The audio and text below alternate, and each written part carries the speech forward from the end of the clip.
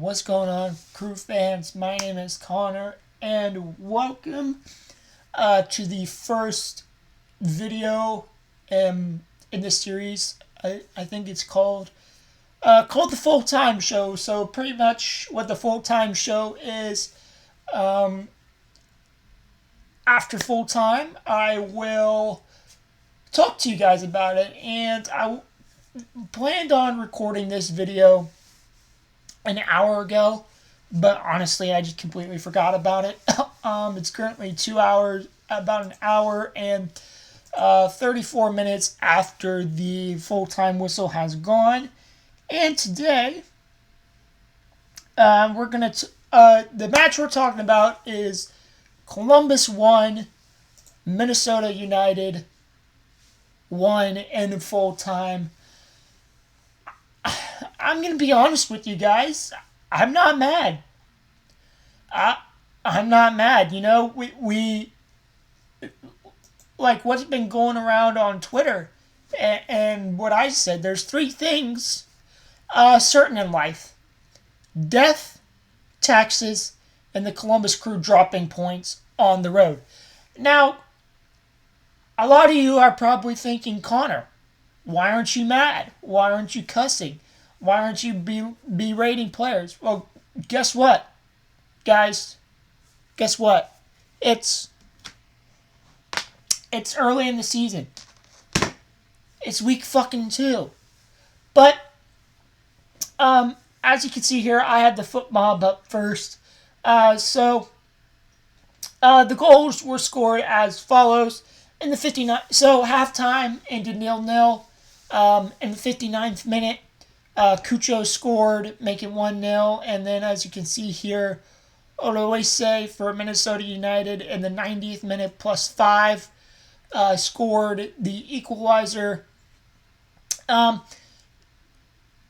So I've seen a lot of people talk about this online. The referee let him play. He said the referee let him play. He added 4 minutes. Minnesota was on the attack, and a referee, you have to let the attacking team attack, even if it goes a little bit over. So I don't understand why people are saying, "Oh, the referee should have, he should have blew the whistle about a minute earlier."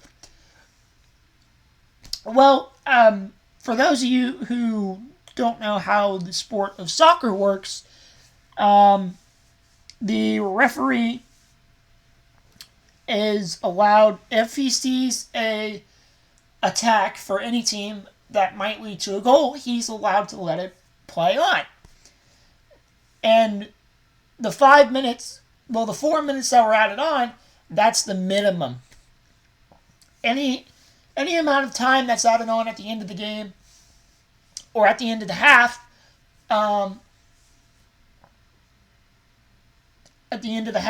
is minimum. So let's go ahead and get into these player ratings and these starting lineups. So first for Minnesota, they went with the 4-3-3. They had St. Clair in goal, a back four: Taylor, Buxton, Tapas, and Rosales. Then they got a midfield three of Braun, Trapp, and Dotson. Their front three was Jung, Pookie, Clark. Excuse me a minute, my Alexa's going off. Alexa, stop.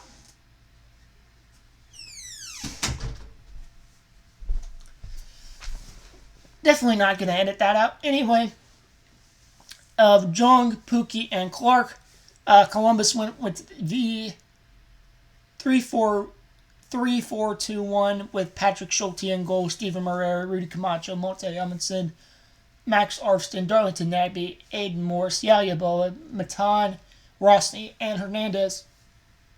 So let's talk about the Columbus players for a second here, and let's get some of these ratings. A 6.9 rating for Patrick Schulte. The fuck? Patrick Schulte stood on his head this game. He had 2 great saves up until the last goal. Monty Amundsen playing fantastic.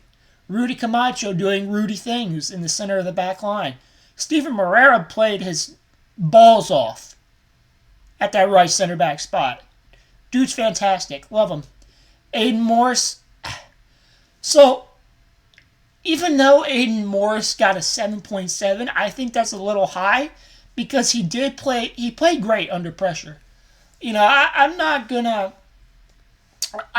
down a guy for not seeing, you know, the open windows for the passes. You know, I'm not gonna critique every little misplaced pass that a player misses. I thought Aiden Morris played great. He offered a little bit on the offensive end, but he's more there as a defensive mid. And he played great. He balled out on the defensive end. Darlington Nagbe did Darlington Nagbe things. You know, there was times where Minnesota's press, and Minnesota, we'll talk about them in a second, but Minnesota, they pressed like a motherfucker today. I mean, their press and their counterattack, beautiful stuff from Minnesota United. That is the brand of football Minnesota United plays. Max Arfson, holy shit! I was a doubter of Max Arfson. I said yesterday on Twitter, he offers more going forward, but he's a defensive liability. What does he do? He steps up when he needed to on defense, and he delivered pinpoint passes. The pass that... So, to set up Cucho's goal in the 59th minute, Arfson had a beautiful pass to Yeboah, and Yeboah just got that, you know, acrobatic first touch on it to Cucho, and Cucho scores a golazo right outside the 18-yard box, about right at the top over here of the semicircle in the front of the 18-yard box. Matan, I like Matan. I think he could have played better today, but he was relatively a ghost. Didn't see much from him. He was good in certain spots in the first half going forward, but other than that, he really didn't give us that third attacking option like he normally does. I don't know if that had to do with Minnesota's press. I don't know.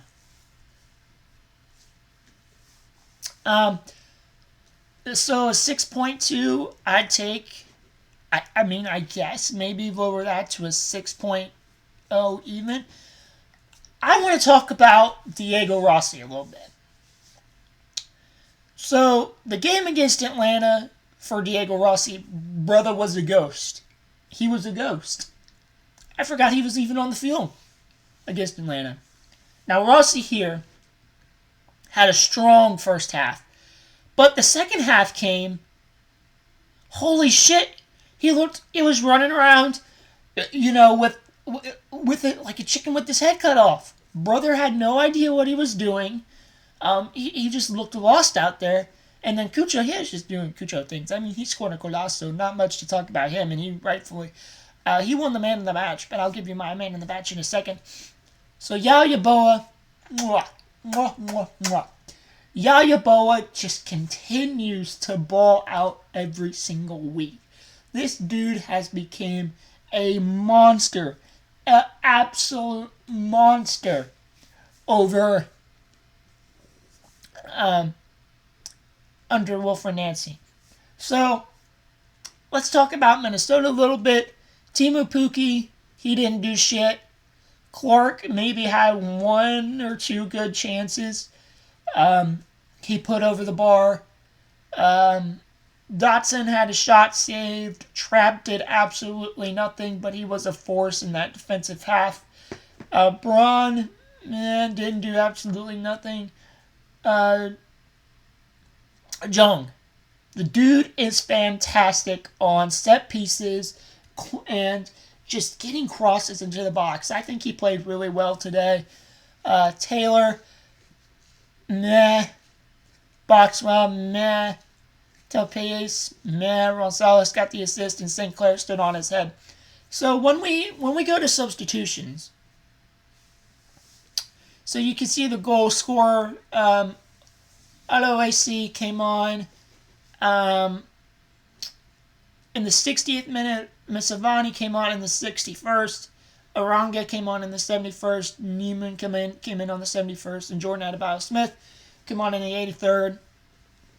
Christian Ramirez came on, played the whole second half. He did okay. Didn't do much. And then Tribeco, brother was just like, a deer caught in headlights back there. He was just chilling, And then when we look at the bench, surprised we didn't see Sean Zawatsky come on. Surprised we didn't see Will Sands come on. I think we should have made more subs. Derek Jones, I think he starts midweek against Houston. But Marino Hinestrosa. I'm convinced we just bought Hinestrosa for shits and giggles. Wouldn't it be funny if we brought in a highly talented 21-year-old Colombian winger and not playing for the first 2 weeks? It's like that's how I feel. That's how I honestly feel. Did we just bring this guy in for shits and giggles? Honestly. I hope he starts against Houston on Wednesday. Same thing with Derek Jones. I want to see how much of a beast Derek Jones can be. And then Reynoso was injured. So we go down here, and as you can see, attacking momentum really doesn't mean shit. That's just the goal. Fairly even, early second half here up until the 62nd minute, it was all Columbus. We really should have put the game away right here. From the 46th minute all the way up to the 61st minute. Not much to talk about there. So, here's the shot chart. We have 3 outside the box.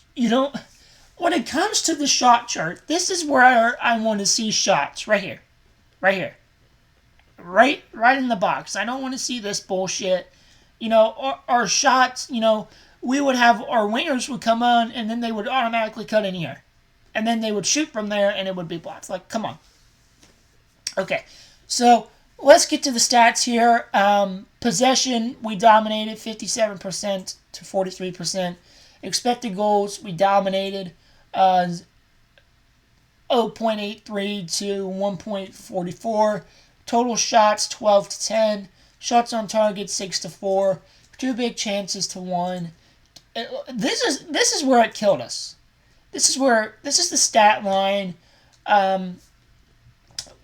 where that just killed us. That just massacred us. We had 2 big chances missed. Cucho had a header, but it was just saved by St. Clair. You can't really blame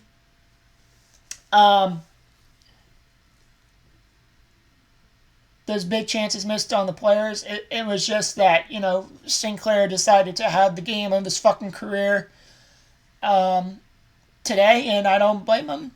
Accurate passes, 300 accurate passes with 77% pass accuracy for Minnesota, 447 accurate passes and that's a passing accuracy of 82%.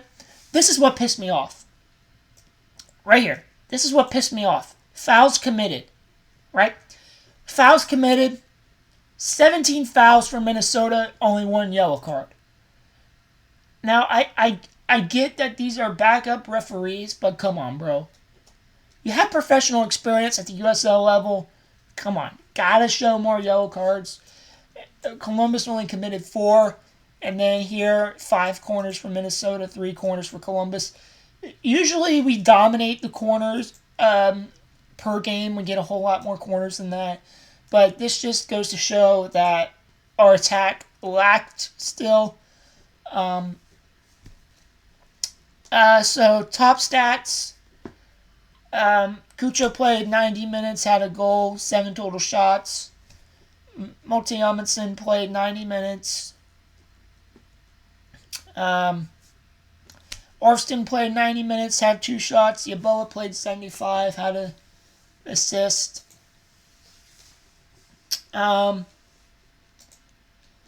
As for the passes, Aiden Morris had 99 touches. He completed 72 of 81 passes. Monty Amundsen had 81 touches. He completed 38 of 52. Joseph Rosales had 80 touches. He completed 33 of 45. Rudy Camacho had 74 touches. He completed 44 of 57 passes. DJ Taylor had 71 touches. He completed 31 of 42. Monty Amundsen had a chance created. Rosales had a chance created. DJ Taylor had a chance created. Aiden Morris had 5 passes into the final third. Monty Amundsen had 6. Rosales had 5. Rudy Camacho had 2. Going to the defense, Monty Amundsen, 15 defensive actions, 3 out of 5 tackles won, 3 interceptions, 9 recoveries, no blocks, 6 clearances, 4 headed clearances, and triple pass 3 times. Rudy Camacho, on the other hand, had 11 defensive actions, 1 for 1 on tackles won, 3 interceptions, 8 recoveries, 1 block, 6 clearances, 3 headed clearances, and no time. He wasn't triple passed either. When we go to the duels, Monty Amundsen won 9 duels, lost 7. Grounded duels won 6 of 12, that's 50%. Won 3 of 4. Aerial duels won, that's 75%. He was fouled once, committed a foul once, and won 3 out of 5 tackles. Aiden Morris won 9 duels, lost 2. Won 9 of 11 ground duels for an 82% percentage. Didn't win any of his aerial duels, which I thought was kind of, was fouled 5 times and then won 4 of 4 tackles. When we go to goalkeeping, Dane Sinclair made 5 saves. He conceded 1 goal. Shots faced, he faced 1.70 shots faced, and with a 0.70 goals prevented, 6 recoveries, didn't act as a sleeper keeper, is 16 of 23 accurate passes for 70%, and for his accurate long balls, that is, he was 6 of 13 and 46%. Patrick Schulte had 3 saves, conceded a goal. Expected goals faced, 0.73 goals prevented. I don't know why that's a negative 0.227. He had 6 recoveries, acted as a sweeper keeper once, and he had 23 of 29 accurate passes with a 79% pass accuracy, and had 5 out of 10 accurate long balls with a 50% pass accuracy. When we go to the Eastern Conference table, we're going to take a look at the table right now. Miami's still on top as they lead 3-0 at halftime over Orlando. Then Columbus still in second with DC, Charlotte, Chicago, Philadelphia, Montreal, Cincinnati, and Nashville all still to play today. So this could change, but right now, staying second right behind Inter Miami, that's not bad. Columbus has a win and a draw, and they face Chicago next. So, I'm going to run through the table real quick. So it's Miami, Columbus, DC, Charlotte, Chicago, Philadelphia, Montreal, Cincinnati, Nashville, New York, Toronto, Orlando, Atlanta, New York City, and New England. With that being said, guys, I am going to get out of here. Again, I'm not mad at the result. Just wish we could have, held on to the win, but a point on the road is nothing to scuffle at, as we have to go back on the road again for the Leg 1 round of 16 tie against the Houston Dynamo. Until then, guys, I will see you on Wednesday for the watch along and the post-match review.